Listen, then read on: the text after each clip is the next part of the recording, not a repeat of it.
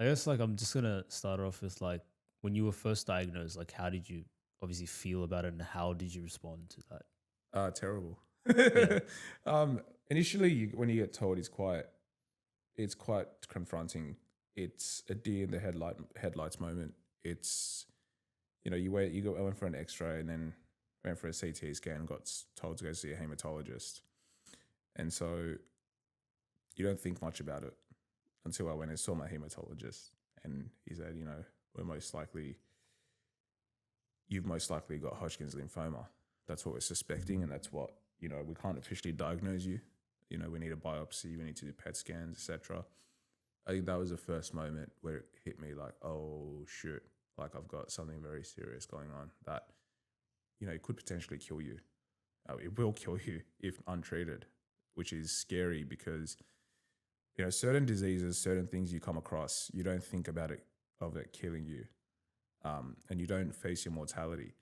You get a pneumonia, you get a flu. Pneumonia, like a different case, there's a chance that it could kill you. Lower probability depending on what your health conditions are, but a cold, a flu, stomach flu, those sort of things, it won't kill you. Like the chances of it killing you is very low.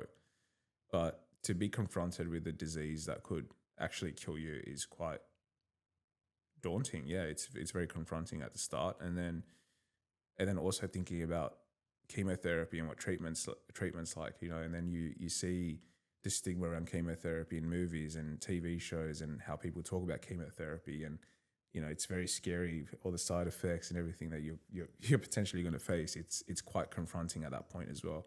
So yeah, initially when you got told, it's shocking. It's a moment where you just sit and try to process as much as you can, but then the reality is that things move very quickly as well. Um, and got that, and then you got told, okay, you got to go get a lung biopsy done. Now you've got to get your scans done in 2 weeks. Okay, I'm going to see you in 4 days again and see what's up. Okay, now your biopsy results have come back with this. We have to cut out a lymph node from your neck. We need to have a wisdom tooth removed so it doesn't get infected during chemo. Like all those things in like a period of 4 weeks, 3 weeks. It's just chaos. There's a lot going on, so you can't even sit and actually process your emotions. You just go with the flow. Yeah, Yeah, that's very overwhelming. Like in 3 weeks, cramming all of that in, like physically, mentally, emotionally, must have been very exhausting. for sure. Yeah, I think I will say one thing. I think I was in a position where I was young, overall healthy, um, and the biggest one I say is that I didn't have much responsibilities. Right, so if I compare myself to someone that's got a mortgage, they've got kids, they've got a family, they've got a wife, that's a lot harder. That stuff is a lot harder to deal with. I think for me it was just home and work and mates. The responsibilities I have is very small. Um, so it gives me a bit more time to go through it, process it better, not have to worry about other things. But I feel for people that have other responsibilities and so much going on in their lives and other people relying on them, you know. And that's the thing with this stuff, is that there's no perfect age to get it at, nor is it a perfect thing to get, or there's nothing good about it at any point.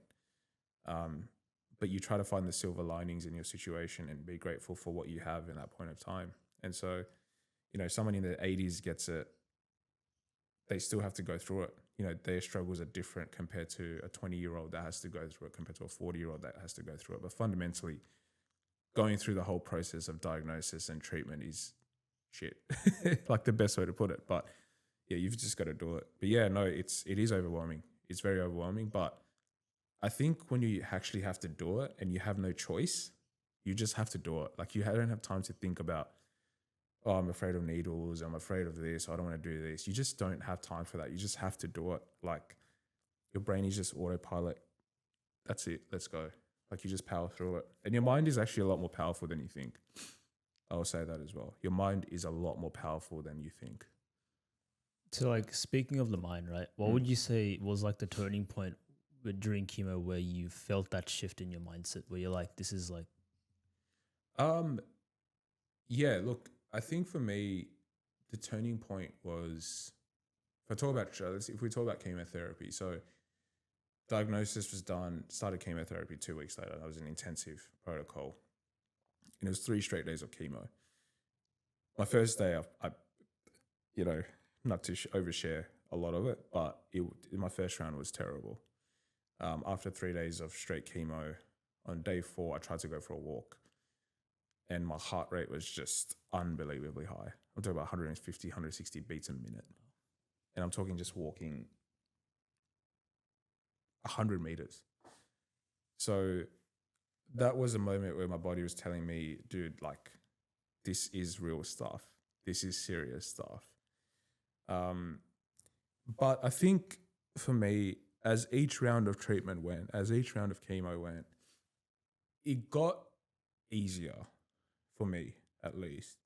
And that's usually not the norm for people. My first few rounds of nausea was terrible. But I think the turning point for me was when I was able to go for long walks during treatment, and sort of maintain a decent level of cardio health. And what I mean decent for someone going through chemotherapy, not an athlete, but being able to walk an hour and a half straight, still elevated heart rate, but still feeling good about myself. And I think the biggest thing was it set new benchmarks in my head. Okay, I can walk an hour and a half. What else can I do? I can cycle. I can go in the gym and cycle. What else can I do? Can't lift weights because I had a PICC line in my arm. That's a separate case. And then, so it set new benchmarks. And then that's why I say the mind is a lot more powerful than you think it is. Because every time you set a new benchmark, that becomes a new standard for yourself. And again, I think I was fortunate that my side effects were there, but it didn't hit me as hard as it hits a lot of other people. So I don't know if I consider myself an outlier of impact of treatment. Obviously, hair loss, nausea, feeling sick, fatigue, all of that things, it happened, but it wasn't as bad as other people's experiences from what I hear. And that I think helped a lot, is knowing, okay, you can't hurt me that bad. I can push myself a little bit. And I think it was just a matter of pushing myself more and more and more towards the end, where, I was able to sit on an exercise bike for an hour at a consistent pace. And that for me was like, okay, this is incredible work for where you are. So yeah, I think that was probably the turning point for me, was being able to exercise. And I think another one, sorry to interrupt, but I think another one for me was being able to go out a little bit and have a normal thing. Like when we came in here and had a chat, like during treatment, it was like, shit, like I can still talk. I can still think. I can still remember things. I can still articulate things. So that was also a turning point. It was just these new benchmarks. Yeah. Yeah, no, I was gonna ask, like, that's great. And like I was just gonna ask as well, like, what makes you be able to go for a walk and, like, go on the bike and do those types of activities? Because I would imagine even people that don't go through what you've gone through, right? It's hard for them to just get out of the bed and actually just go and exercise.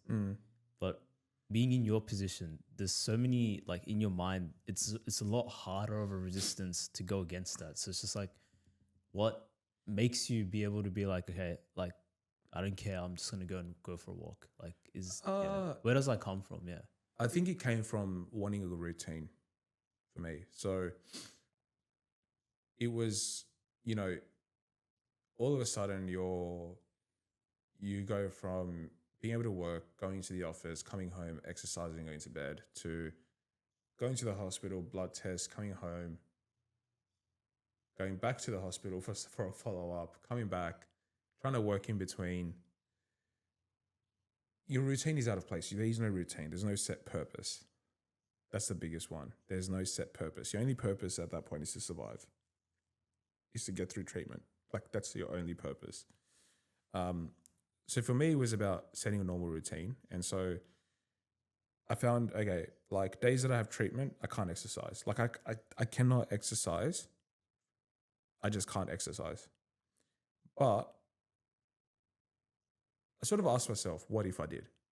Like, what if? Like, what if I've just come back from day 2, and this was round 3, I remember. Came back, felt a little nauseated, ate something, felt better. So surprisingly, when you eat, you feel better because your stomach is full. And I don't know the full mechanisms of that. They give you very strong anti-nausea stuff, which is incredible. But it's sort of, I came back, felt nauseated, and I'm like, you know what? I'm going to go for a walk. And I went for a walk. And it was in my head, I'm like, okay, well, if after getting infused for 2 hours, I can go for a walk, that means I can go for a walk when I'm not being infused. Like, it was just that sort of shift. And then it's like, therefore, I can set a routine where I know at this set time I want to go for a walk. So I think the resistance was just, for me, it was just in my head. Like, again, it was just trying to find new boundaries. Like, how much can I push my boundaries a little bit? And it got to a point where towards the end, I didn't feel as nauseated as I would at the start. And I don't know if it was all in my head. I don't know if it was just a physical response. I genuinely don't know. But yeah, I think for me, it was, I had all the excuses I could make. But what's the point of making those excuses? It doesn't help making those excuses, right? Like, what helps is sort of taking action. Like, you have to take action in helping your mind, helping your body. Everyone's different. That's the biggest takeaway though, is everyone that goes through treatment handles it very differently.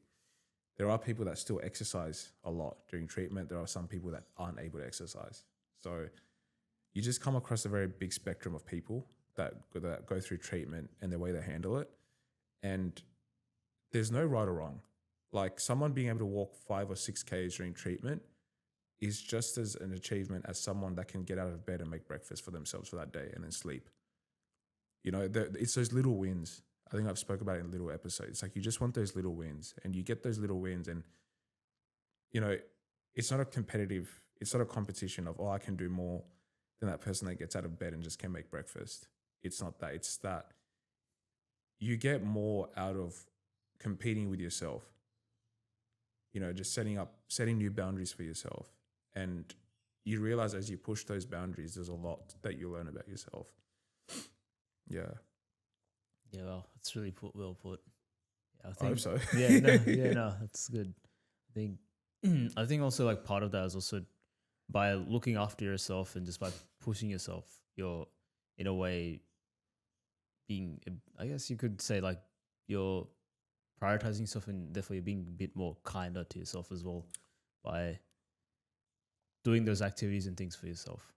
Yeah, for sure. I think it's very important. I think I like how you said that. Like, it's important to be kind to yourself in the process. Like, you're going through a lot already, so you're not trying to flog yourself. You know, I need to run 5 Ks. I need to sweat. I need to do all of that. Like, you don't need to do all of that, but you need to be able to do things that you thought weren't possible. At the start of treatment, I didn't think it was possible to walk because of all the things I was hearing. Like, you're going to be in bed, like, you're going to be so tired, you're going to be thin.